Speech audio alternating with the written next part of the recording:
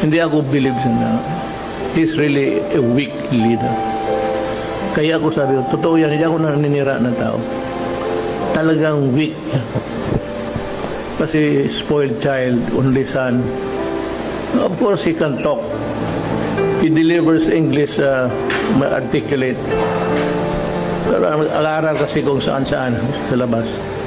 Pero kasabihin mo na may crisis, gano'n. He's a weak leader. At saka may bagahe siya. Ano na yan sinasabi ko sa inyo? Totoo yan. I do not voice lies. Masisira ka. Pero bantay ka, tumali ang Pilipinas na. I'm not saying mas mahusay ako. Maybe magkaroon silang maraming pera, may magpahiram or mga loans ng pwede yan sila. Pero kung sabihin mo yung governance papuntang may gulo,